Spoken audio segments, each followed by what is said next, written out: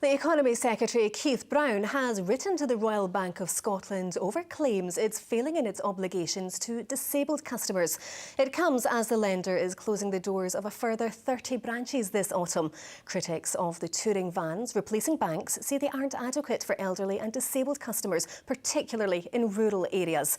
Well, our reporter Bruce Mackenzie joins us from Cumnock in Ayrshire. Yes, good afternoon, Kellyanne. Here in Cumnock, perhaps you can see behind me, the doors to the Royal Bank of Scotland closed this week after being a feature here of Glacenock Street in the town centre for generations. And that's the case for a number of places across Ayrshire, but also across the rest of the country as well, where we've seen a number of branches closed by all the big name banks, really. They say that, that times have changed, that many of us now are doing our banking online, perhaps on the telephone. But that doesn't work for everyone, and we've been speaking this morning to one customer who's found that she's having to do her banking in a car park.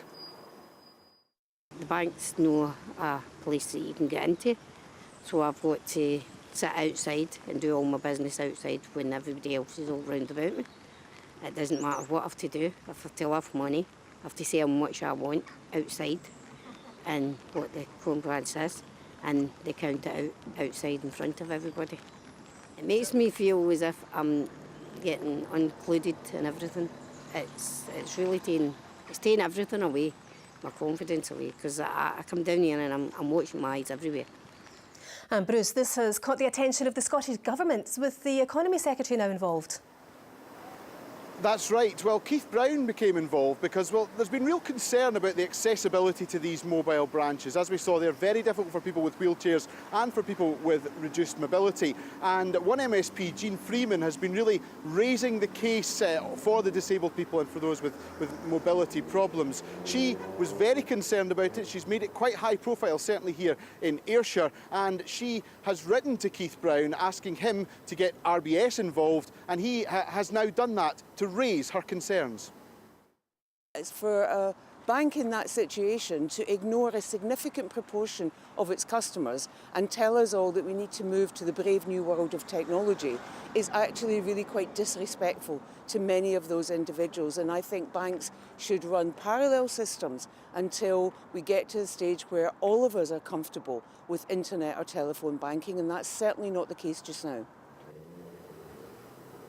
Well, of course, these banks are now closed, the bricks and mortar are gone, and the chances of them reopening are very, very slim. But what could be done? Jean Freeman would like to see more accessible mobile branches, perhaps like the mobile libraries that we've seen rolled out recently in East Ayrshire, which offer a kind of roll-on, roll-off service for wheelchair users. So the question now really is, what's the Royal Bank of Scotland saying to this? Yes, well, the Royal Bank of Scotland are keen to point out that they're not the only ones closing branches, and they say that they are doing a lot of work to try and tell people about the alternatives. They also say they've got community bankers who'll go into people's homes to help them. But it seems that now, with Keith Brown's involvement, we may see them forced to do more. Back to you. Bruce, thank you very much.